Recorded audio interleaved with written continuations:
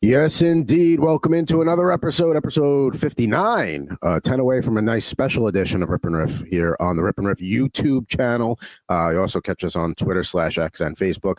That over there is at Mr. Jared Moore.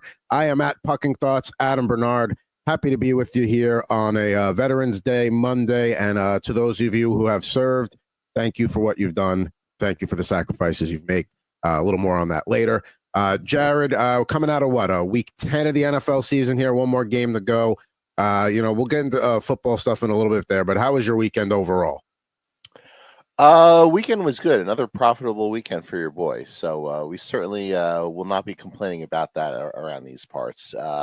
Now comes the time during the week where we have to make up for it by catching up on sleep. So we're going to have to carve out a little time in the schedule for that, but that's neither here nor there. A little napski time. It's going to get work. Yes. Well, I'll talk about the Jets in a little while. We've got some stuff to take care of here, but clearly the showing in Arizona yesterday just not ideal all around for anybody there.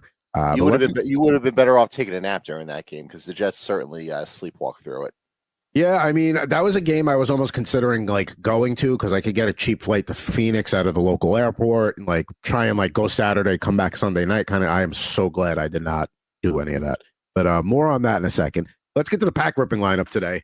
We will have some football cards there. I got a few leftover Panini-Score-A-Treats from Halloween a couple of weeks ago. Also some basketball ones there. You see the little pack under my name, so we'll do some of those. But I'm going old school basketball today. Some 93-94 Topps NBA Series 2. See some of the rookies there: Chris Webber, George Murasan, Allen Houston, Penny Hardaway, Jamal Mashburn. I think we all want that George Murasan rookie. That's the one we want right there. That's definitely the one you want there, right there. That's certainly a very eclectic. Is that the right word there? Selection of cards that you're going to go with on this Memorial Day. But I certainly like the variety that you're bringing. Veterans Day, excuse me. I'm sorry, I said Memorial Day. I mixed up my military holidays, so you'll have to forgive me. But yes, certainly a wide variety of cards there.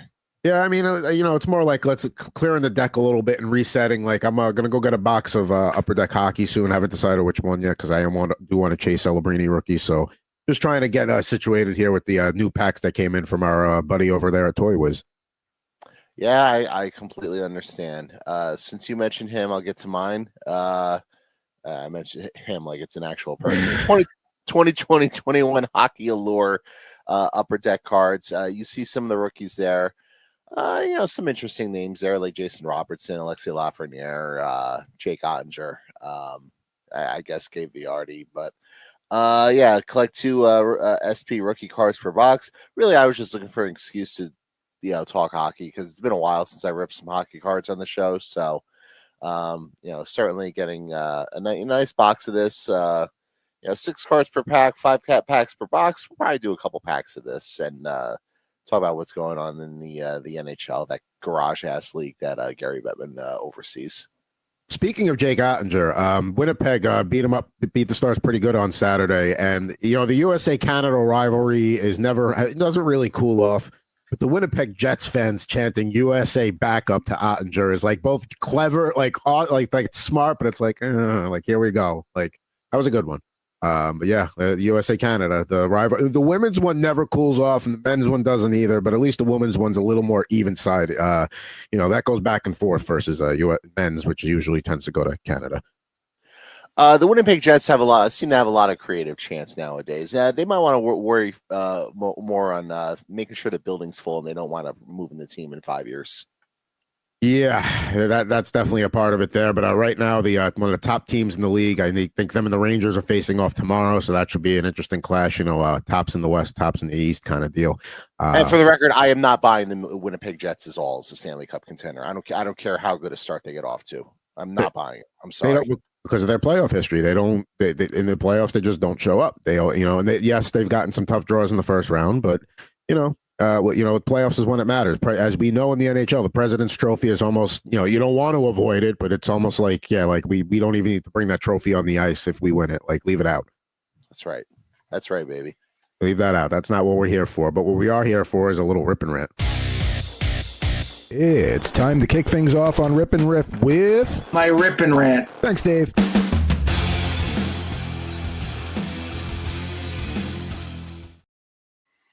right. So Rip and Rant, where we get stuff off our chest, and I'm not going to waste any more time on the New York Jets after today, but let's start. It is Veterans Day, and the saying is cliche, thank a vet, but they really appreciate it. So like if you're out and about, whether it's today or a week from now, and you see a guy wearing like a Korean War vet hat or a Vietnam vet hat or something where they clear like just taking 2 seconds out of your day to be like, hey, thanks for your sacrifice, thanks for what you did. I can't tell you how far and how long that goes with those people, with veterans. Like it's just a quick thought, but it means the world to them because the sacrifice. And I never served, but I heard what my dad had to experience in Vietnam when he was drafted, and what he had to experience when he came home. Like nowadays, we see like we celebrate the troops. Before the game, they get to do the coin toss and cool things like that, and they get a luxury box for the day. But when my dad came home from Vietnam, troops got spit on. People gave him a lot of shit because they were against the war and they assumed that the troops were for it, but they were doing what they had to do. They were drafted. So yes, today we do a better job of taking care of them. But no matter you see a vet, just thank them. And I'm telling you, you're not going to make their day. You're going to make their week. Yeah, without them, we wouldn't be able to do a lot of the things that we're able to do in this country, including you and I do this, what I would call a very stupid but informative show every week. So we're certainly thankful for the sacrifices that they made so we can do what we do. I think you have the new Twitter bio caption right there. A stupid but informative show. Thank you. But yes, back to the main point, like I said, my dad, thank you to him for what he's done, but like anybody, but deployed or not, you've made the sacrifice to serve and help keep this country the way it is. Let's thank a troop today. Let's mean it. Now, the other part of my Rip and Rant today, and this is the last time I'm talking about the New York Jets this year, because like you don't want to hear about it anymore. I don't want to talk about it anymore. I'll bring it up at some point. I promise I will at some point. I know you will, but I'm done. Go ahead. I'm done. You may continue.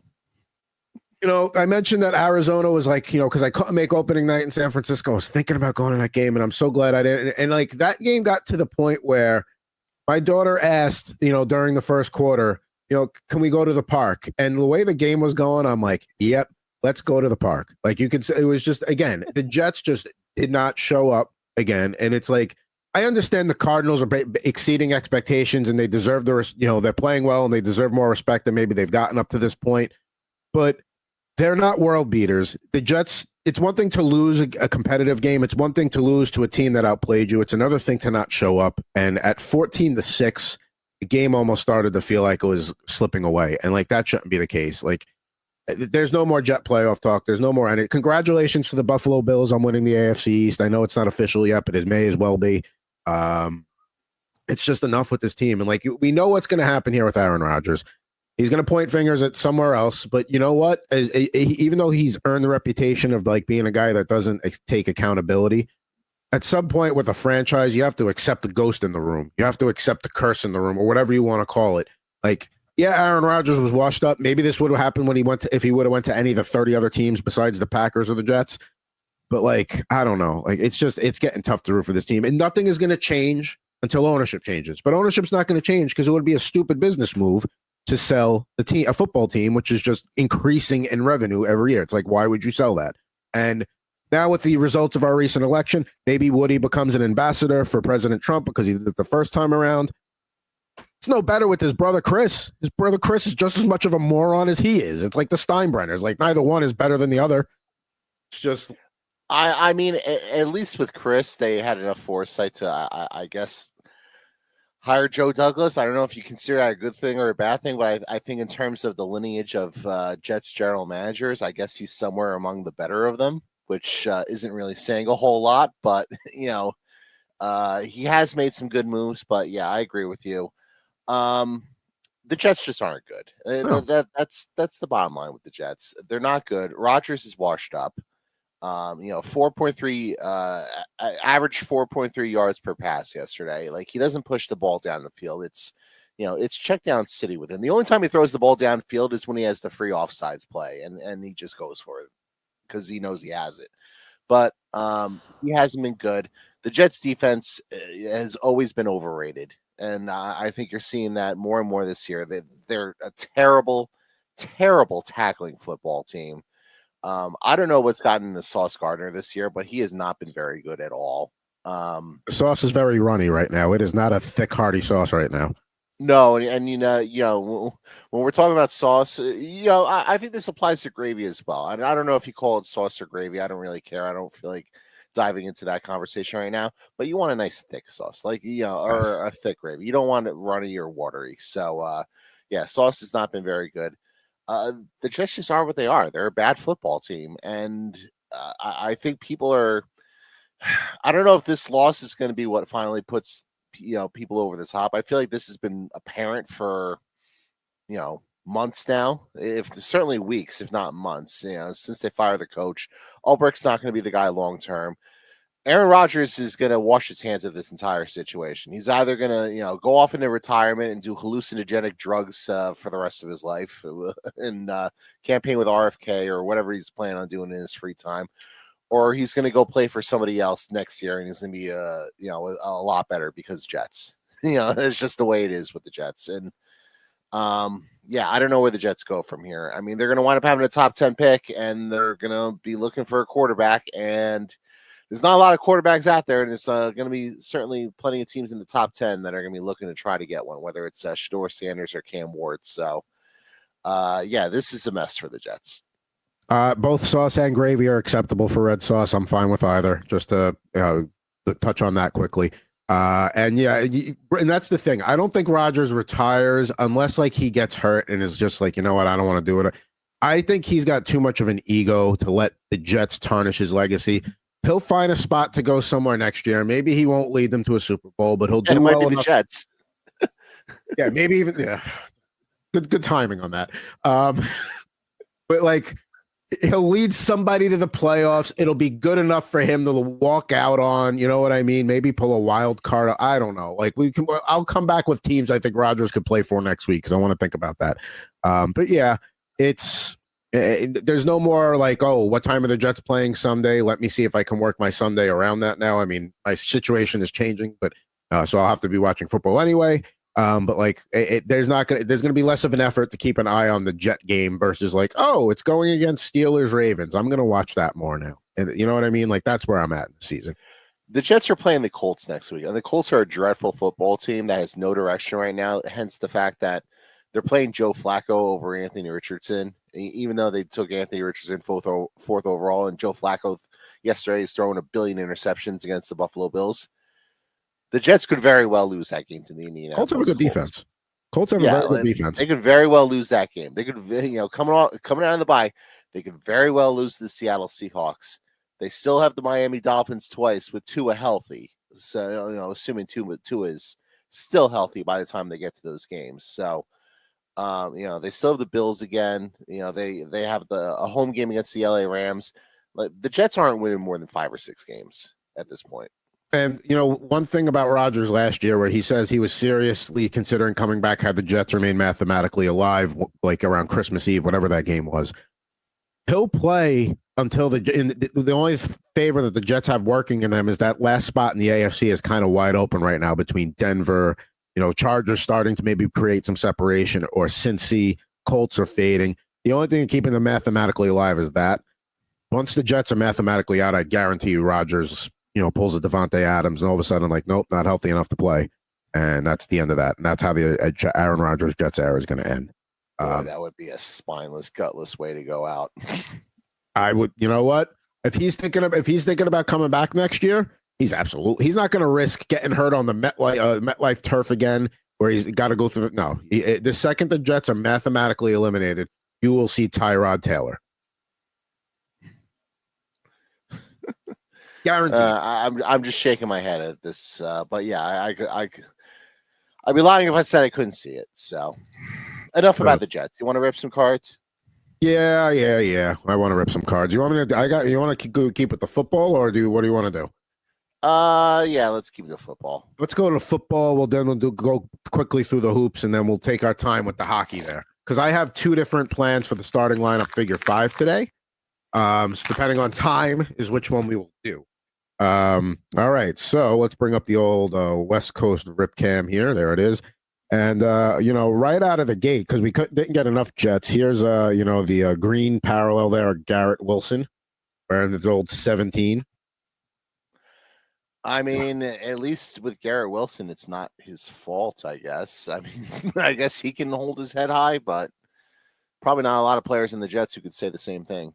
No, absolutely not. And let's see here.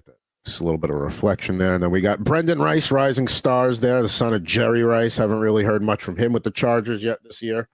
But well, he didn't make the team with the Chargers, exactly. I don't think. He might be toiling around the practice squad or maybe somewhere else.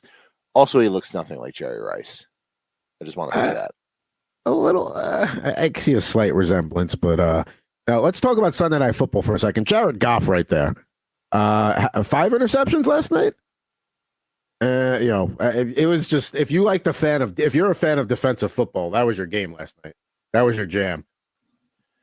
Yeah, that's why you certainly don't buy Jared Goff long term. I still think you buy the Lions because he's not going to have nights like that every week. So, and the Lions are as good a team as there is in the NFL outside of Kansas City. I think you can certainly make the argument the Lions are better than Kansas City with some of the breaks that the Chiefs have gotten, including yesterday. A block field goal at the end to seal a game that was otherwise going to be a loss. It turns out to be a win. So, I mean, the Lions will be the ones in the NFC most likely, and it's going to be interesting to see how the rest of the NFC slots in behind them with Philadelphia, the Commanders, the Vikings, and I'm going to say this right now: don't sleep on the Niners.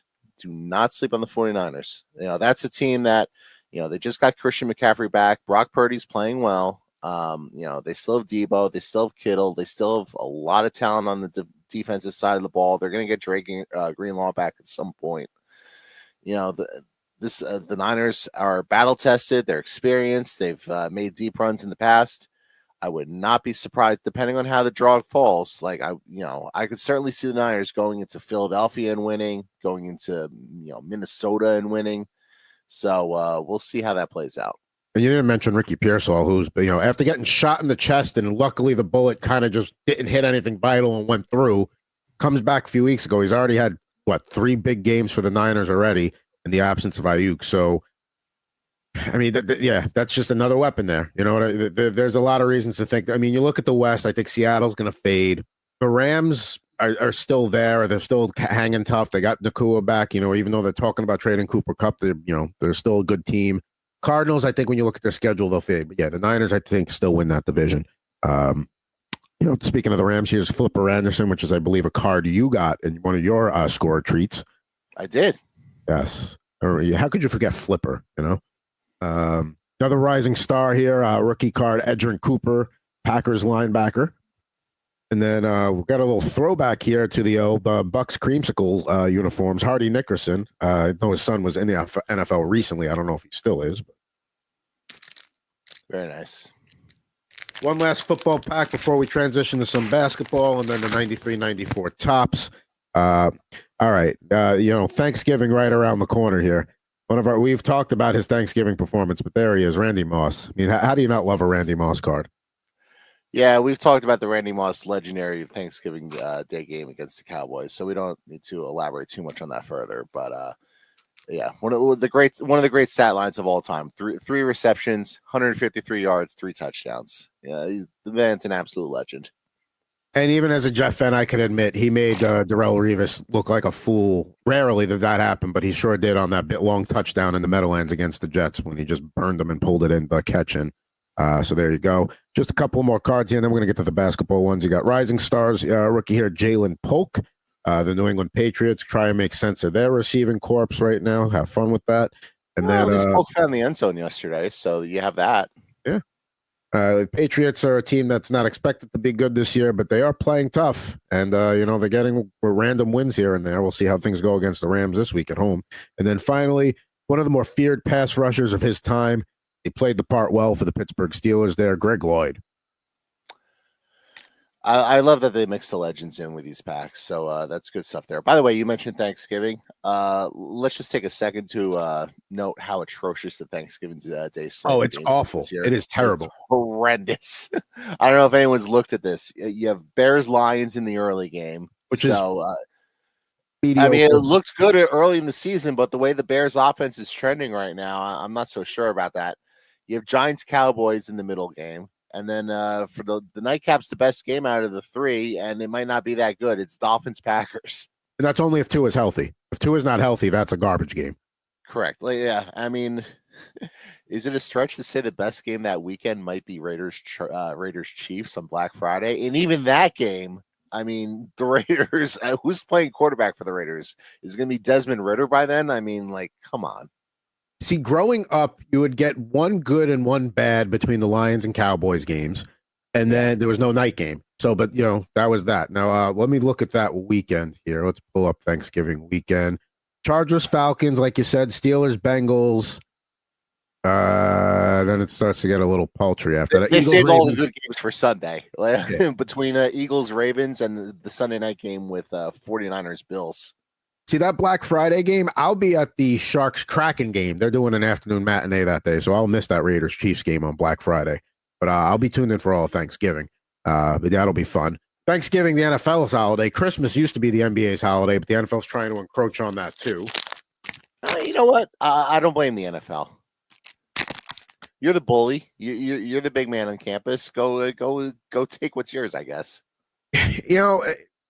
Listen. Until they see results that say, or numbers that say we're giving the people too much football, they're not going to stop. They're not. It's just how it is. I mean, the NHL does the opposite. They're like, we're going to take Christmas Eve, the 25th and the 26th off. They go the other way.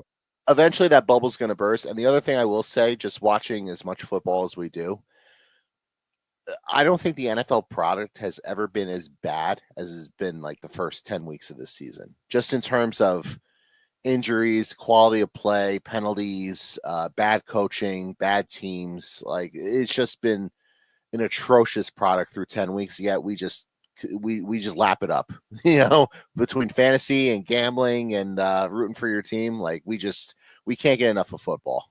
Well, that's the thing. And I'm glad you said that, because I've thought the season has been very ho-hum this year too. But because you have the gambling, which is way more widespread than it's ever been, because you have fantasy that's as big as it's ever been, that at least gives you reasons to watch even when the games stink. It used to be, the game stinks. All right, whatever. I'm going to go out and get some yard work done that I've been putting off. Screw this. But now it's like, but I've got, this team's running back, this team's wide receiver. If you go in stupid as deep as us in the IDP leagues, it's like, I've got the safety and the linebacker for this team. So now you have, then you start justifying like, all right, I can watch when their offense plays their defense and skip the other way. You know what I mean? It's like, you just find reasons to watch. We're all brainwashed. That's what it is. We love football. Let's go. You want to do a little basketball? Sure, why not? Let's do a little basketball. All right. So we start off with we got a few of the haunted hoops from basketball Halloween as well. We got Kyrie Irving there, pictured with the Mavericks. See how Dallas does in the West again this year. Knicks fans may want to look away because they were not happy when Dante DiVincenzo was traded. No, they weren't. I mean, the Knicks seem to be doing just fine without him so far. I mean, it's a long season. They'll be fine. They'll be in the mix in the Eastern Conference, especially with in the East, how much teams like Milwaukee, Philadelphia are struggling right now. Like, the Knicks will be just fine. Now, they're not better than Boston, but, is there any shame of being second or third best team in the East? I don't know. I mean, the thing too is I think that's one of those emotional reactions where, like, once the season gets going and they realize, like, all right, fine, like, Karl Anthony Towns was, needed for the team, and it had to be, you have to give up stuff to get stuff. So I think all in all it'll work out for them, and at least until they can get by Boston. And then got Chris Livingston, rookie there, little hologramic parallel. A couple more of these. All right, so we got Isaac Okoro from the Cleveland Cavaliers there. The Cavs off to an 11-0 start. That's another team I'm not necessarily buying off of a great start to the season. Them and the Winnipeg Jets, I'm lumping them in the same bundle. I was going to say, like, who do you think has a better chance to go deeper in the playoffs? Maybe Cleveland, because they're going to get to the second round, whereas Winnipeg, it's like, it depends who they draw. Probably Winnipeg, because I feel I guess there's a scenario where the bracket breaks just right for the Winnipeg Jets and they make it to the Western Conference Final. Like I don't see the Cavs beating if they see the Celtics in the second round, I don't see them beating them. That's fair. Yeah, I mean the way the playoff bracket is too, and you look at the Central Division. I mean, listen, it's November 11th, so it's still early in the season. Like Dallas is a good team. Minnesota's off to a hot start. Colorado has been better as of late, but we'll talk more hockey later when we open those packs. We got Alperen Sengun here with the Rockets, and then Kelly Oubre Jr. here, a little Halloween parallel there with the Sixers.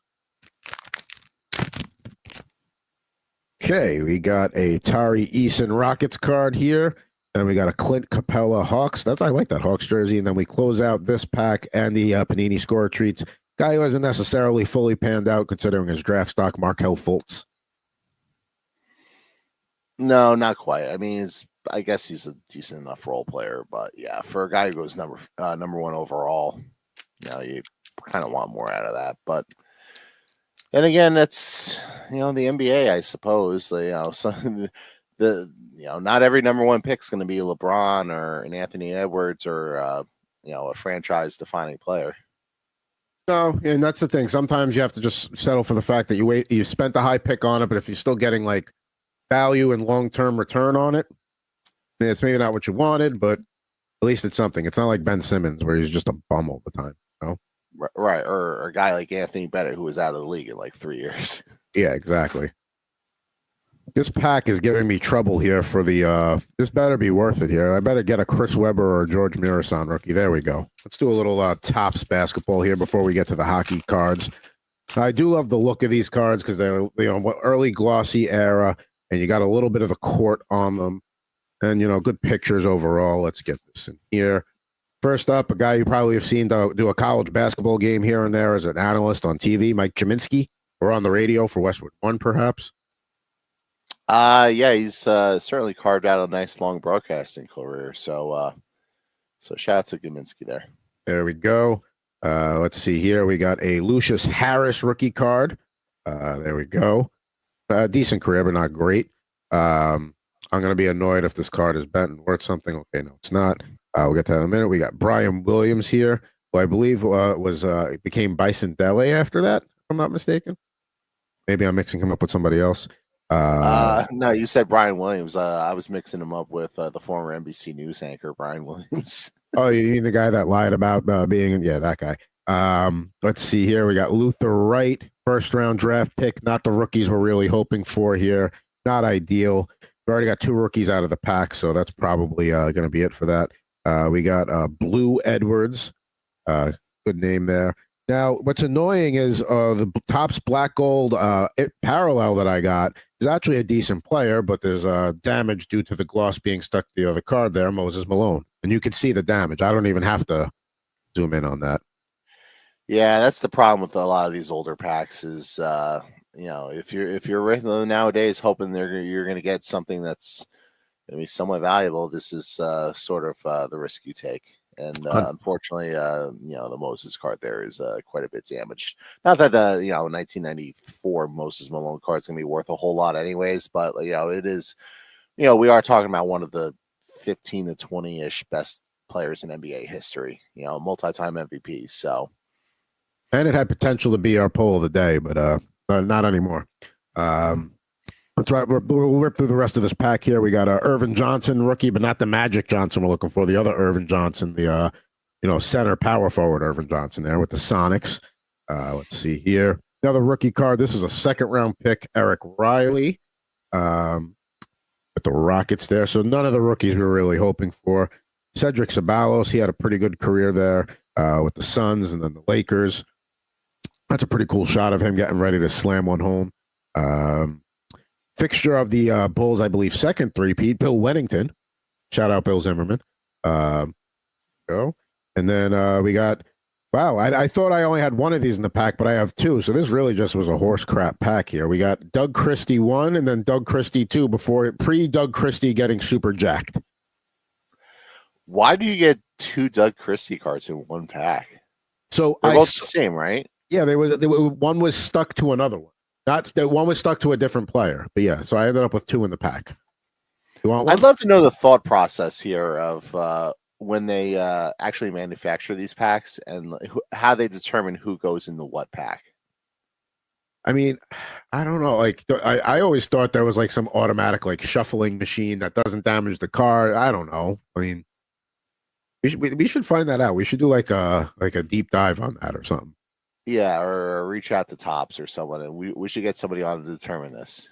Yeah, I mean, getting doubles in a pack is not uncommon, but like, yeah, I don't know. That one just didn't feel right. That one felt like an accident almost. Yeah. Well, there goes that.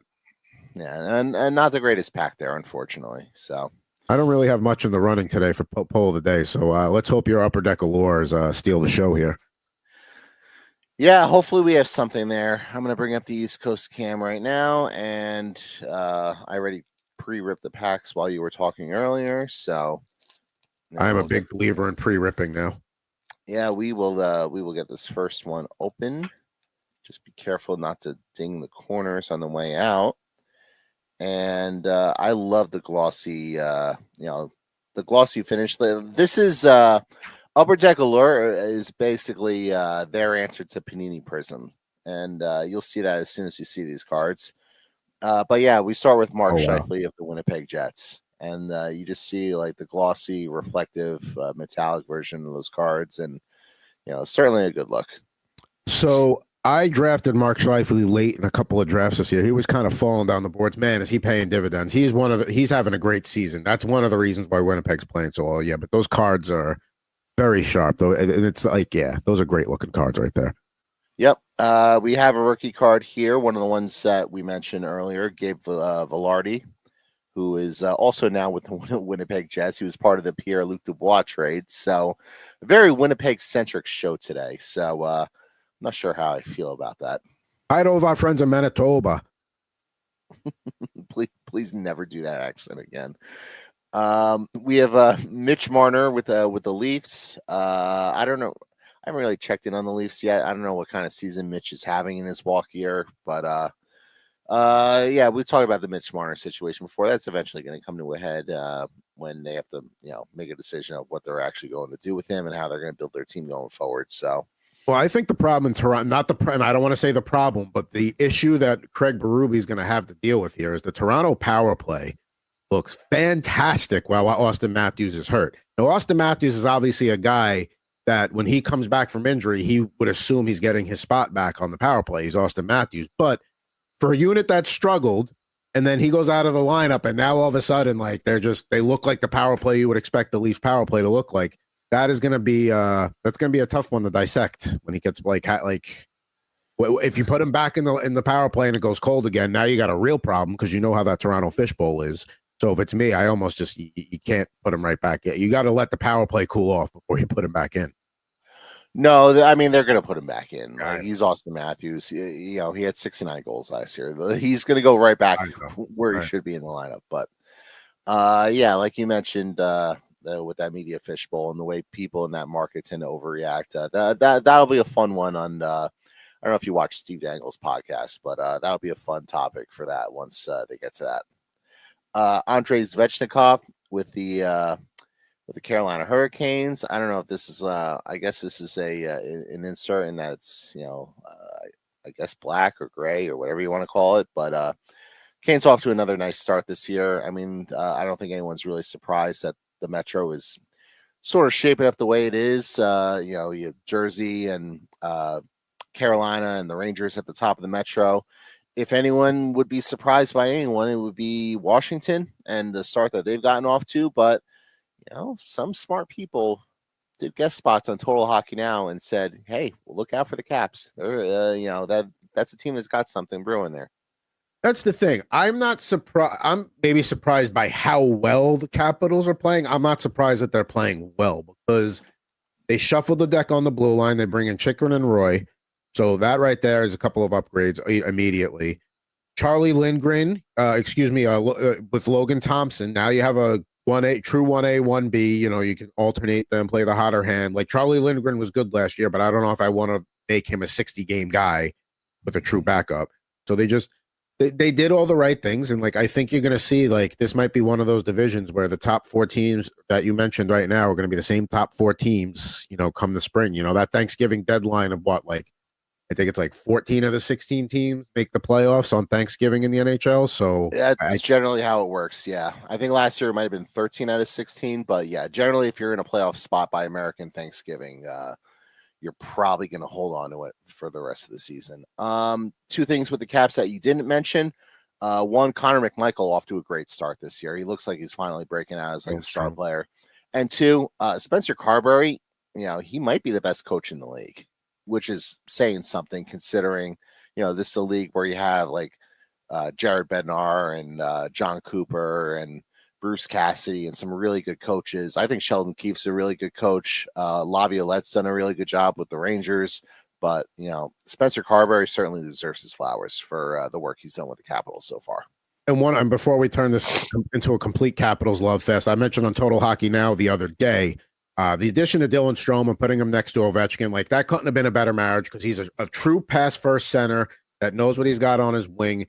And I think he's leading the Caps in scoring in total points. Like that has worked out well. That's just one of those where they identified a good fit and it is clicking and rolling. So, and you got Ovechkin potentially breaking the career goal scoring record by the end of this year. If he keeps up at this pace, he'll be right there. Yep. All right. 2 more rookie cards. We'll breeze through real quick. Mikey Anderson, pretty good defenseman with the LA Kings.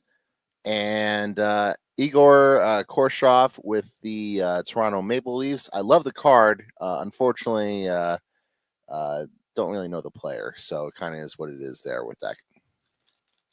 Yeah. Again, good, nice looking card there. It's a gorgeous looking card. I certainly love the look of it. All right, pack number 2. We will move on to one of the best defensemen in the league right now, the reigning Norris winner with Quinn Hughes. And he can get back there again this year for sure. It's still early in the season, but him, Cale Makar, it's the usual cast of characters. I would also include this guy in the mix, even though his team is off to a bit of a down start this year. Roman Josi with the Nashville Predators certainly is always in that conversation. I mean, those are usually your 3 finalists right there. Sometimes you got Adam Fox there in the mix as well. Miro Heiskanen, Josh Morrissey, those are some of the guys. Evan Bouchard, power play specialist, but still the top guy in Edmonton right now. Since we just talked Capitals, we got a couple Caps here. Jacob Verana, and of course, the great 8, Alex Ovechkin. That is a sweet jersey too. Like I love that Capitals jersey from that era. Like that's like I wish the Capitals went to that look full time. I love these cards in general. I'm gonna have to get another box or 2 of these cards and keep ripping these on the show because they're just gorgeous looking cards. You got an Allure Diagnostics card here with Ryan O'Reilly, and cool you think that's a cool one? Just look at this Connor McDavid card. Oh wow, there we go. That's gonna be our pull of the day right there. We don't even have to waste time on it later. I'm gonna do one more of these packs just because these packs are so good, and I guess there's always a chance we could get an autograph card. And I would like to actually pull an autograph card out of one of these packs. That would be nice. And by the way, I have to mention Noah Dobson too, so Islander fans don't kill me for not mentioning him among the top defensemen in the league because he is worthy of being up there. Yeah, I mean, I put him on, a lower tier, I suppose. Like, I don't know if I'd put Noah Dobson in the top 10, but he's certainly a more than capable defenseman. Like, I don't know if I put Noah Dobson over like Evan Bouchard, for example. So those are the yellow taxi parallels, apparently. Yellow taxi parallels. Yeah. All right, got the Mass Blaster pack. Yeah. So we like that. We will. All right, we'll do one more pack here. Keith Yandel, he had that legendary Iron Man streak before that came to an end, and now he's happily retired. So shout out to Keith Yandel on a very good playing career. Very strong playing career for Keith Yandel. Rookie card here with Liam Foudy of the Columbus Blue Jackets. Love those Blue Jacket jerseys too. With the cannon on them. Like, I know some people don't love the cannon at the game. I've never been to one, so I can't say how loud it is in there, but it's cool to watch on TV. But I love those Blue Jacket jerseys. I despise the cannon on TV, especially when I'm watching, especially some of the last few years with the Devils and watching like a Devils Blue Jackets game, and it's like 4-1 Columbus in the third. You just keep hearing the cannon going off. It's like, all right, the team stinks. We have John Gillies in goal. I just want this game in season end. Like, please. Victor Olofsson with the Buffalo Sabres. I believe he's with the Golden Knights now. So, nice card there. Nice rookie card here. Unfortunately, the player turned out to be a bit of a bust there with Vitaly Kravtsov. I don't know where he is now. I guess he's probably in the KHL, would be my guess. Yeah, I'm going to double check that, but that sounds about right. I mean, yeah, he never really panned out. He kind of tried to overplay his hand early in his career, and yeah, that happens sometimes. Yeah, and he turned out to not be that good. And my favorite Vitaly Kravtsov anecdote, I guess, for lack of a better term, was the long stretch of superstar players the Rangers wanted to trade for, and Kravtsov was one of the untouchables. I think he was one of the quote unquote untouchables in the Jack Eichel trade at one point. So so good call there. Shout out to Larry Brooks. Nick Foligno with now the captain of the Blackhawks, but captain of the Blue Jackets at this time, I believe. I think that's a C. I can't really tell. And last but not least, another yellow taxi rookie card here with Morgan Geekie. With Seattle, I believe. Or is now it with Philly? No, I think he's still Seattle, and then Connor Geekie's Tampa. I want to say Too many. Connor Geekie was in the Sergachev trade. That's right. Let's see here. Yeah, you're right. So yeah, good packs. That definitely saved the day from the stuff I brought to the table, to put it politely. Because yeah, like that Connor McDavid yellow taxi, yeah, that's the pull of the day. Like you said, don't even really need to do well, for posterity's sake. Let's put the graphic up on the screen there. The pull of the day, there it is. Not much competition there, and that might have won even if there was some stiff competition. So, good pull out of you. Thank you. I try not to do more than one good pull a day because we're getting older now. I don't know that I can. I don't know that I have more than one a day in me. Yeah, you don't want to throw a back out, pull a muscle, anything like that. So we're talking about that. Never mind. Yeah, I know where you're going. It applies to both. So we got a little time here. So we're gonna do. I said we were gonna do it during the World Series, and I forgot. Today's gonna be the day. It's a baseball starting lineup figure 5, but I have this guy's figure for 4 different teams. So we're gonna open all 4. If Jared guesses it right. We didn't do it during the World Series. That was my bad. We haven't done any baseball today. We did football, we did basketball, we did hockey. So I figured may as well. So there we go.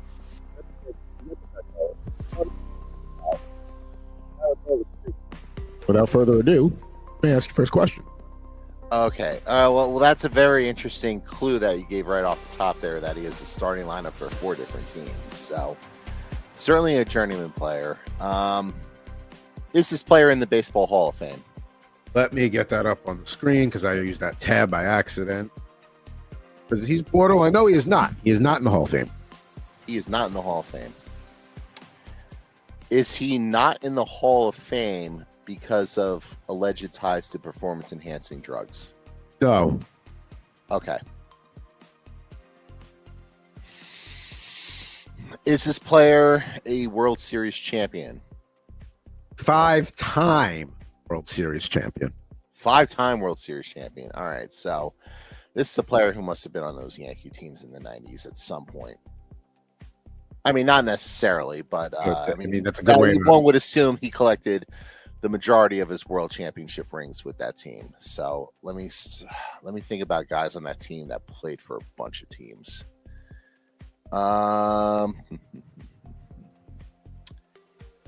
Is this player a pitcher? Yes. Okay.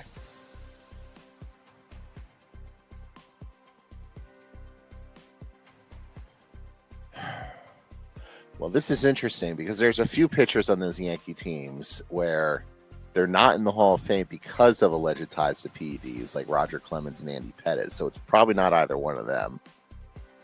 Not that Andy Pettitte didn't play for 4 teams anyways, but Roger Clemens certainly did. But it's not Roger Clemens. So,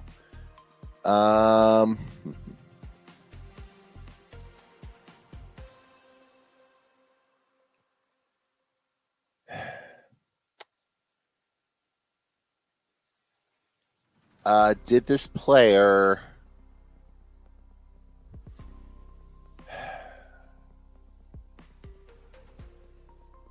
I think I know who it is. I wonder if I should burn my guess now. I mean, you can narrow it down a little further just to be sure. Is it David Wells? No. It's not David Wells. Okay, all right. So I still have one more question, and it's not David Wells. David Wells certainly played for a lot of teams, and I don't know if he would necessarily have had a four starting lineups made from. All right, this is interesting. Boy, I'm drawing a blank now. I mean, everything you've said so far is very much on the right path. So you're just overlooking the guy. Who am I overlooking? It's not. I don't have any more guesses left either. Well, I mean, I have a guess left, but I don't have any more questions left. So if you want some clarification on his World Series championships, they came. So 4 of the 5 came in the same city.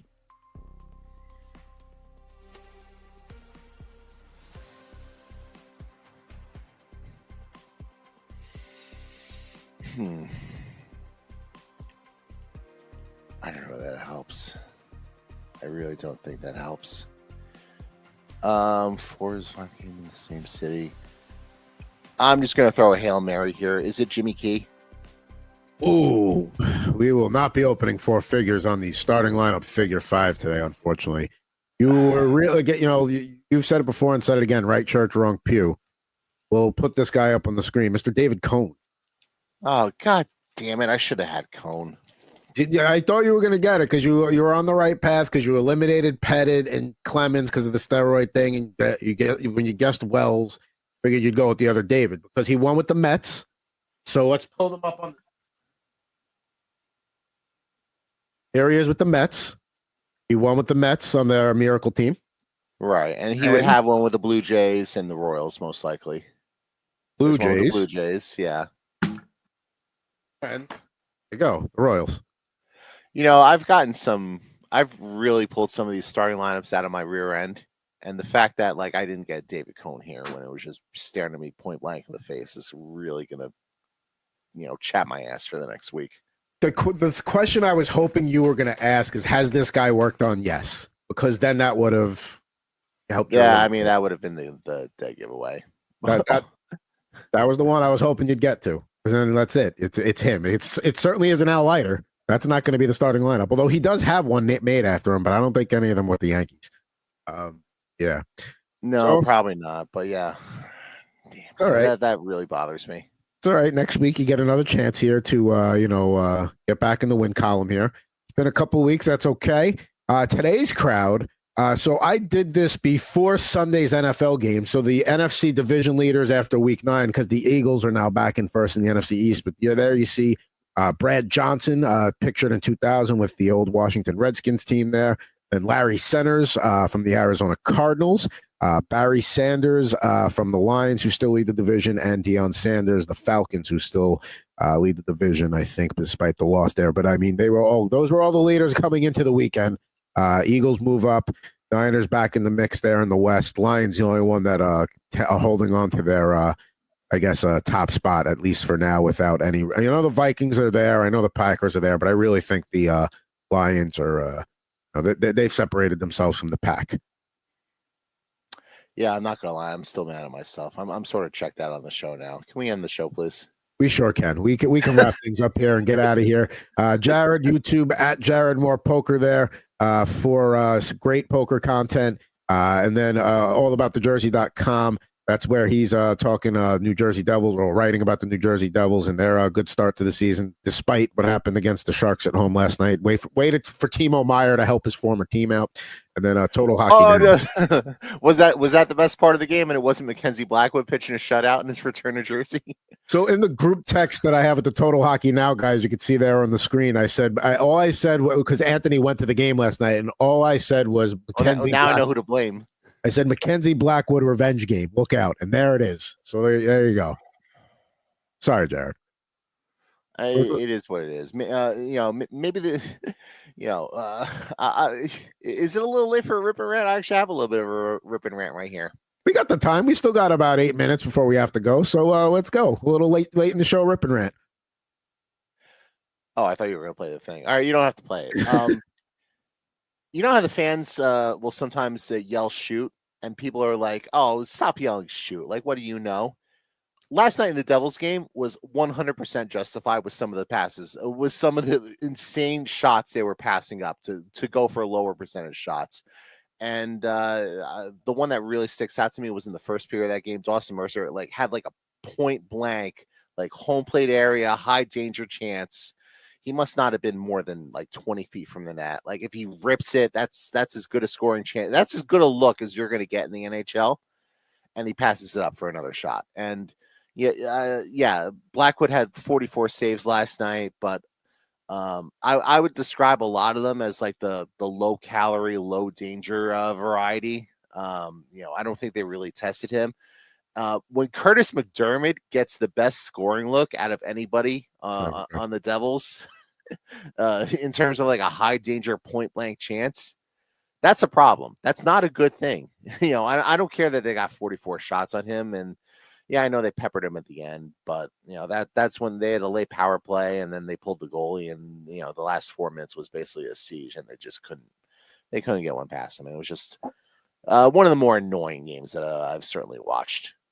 See, now they play the Panthers in Florida tomorrow. I would almost take the Devils as an upset pick there, because usually when teams play a piss poor game against a bottom 3 team in the league, usually they'll come out way better the next game, especially when they're playing the defending champions. So, we'll see how they fare against Florida. They got them on a home and home this week, actually. Oh, no, wait, no, not a home. No. It's a Florida road trip. They played a double, 2 on the road in Florida, almost like a little mini playoff series, and then they go to Tampa. Yeah. So, interesting week here in the schedule for them. How do you feel? Because that happened to the Warriors with the Pelicans a couple of weeks ago, where the Pelicans played 2 straight games over in the Chase Center in San Francisco. That annoys me when that happens on the schedule. It's like, I know you can't make the schedule perfect. There's just too many moving parts.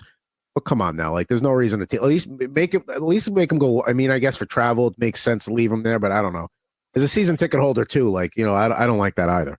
It annoys me more that they're doing it against the defending Stanley Cup champions. It would annoy me less if they were doing 2 games consecutively on the road in like Columbus or something. But the fact that they're doing 2 in Florida and then they go to Tampa, another team that's sort of given them trouble over the years, is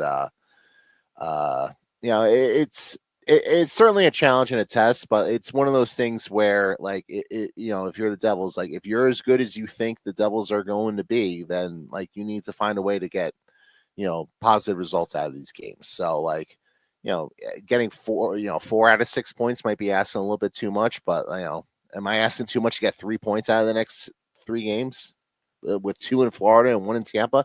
I don't think I'm asking too much for that. And then after that, you come home for Carolina and then go to Washington. So I mean, so it doesn't get much easier. So. Yeah, but at least you get the struggling Predators if they're still struggling by Thanksgiving week. But that's a few weeks away there. But again, you can find more Devils coverage and talk at allaboutthejersey.com or at AAT Jersey blog, or just at Mr. Jared Moore. Yeah, he posts them there. But for this edition of Rip and Riff, we're going to say farewell. But we'll be back with you next Monday with an all-new edition, fresh out of Week 11. I said I'm not going to talk about the Jets anymore. Jared will probably poke the bear, and we'll see what happens. Who are they playing next week? Oh, yes, the Colts. We'll see what happens there. That's but enough of that. For at Mr. Jared Moore, I'm at Pucking Thoughts Adam Bernard. Thanks for watching with us today. Thanks for ripping some packs along with us, and we'll see you next week on an all-new episode of Rip and Riff.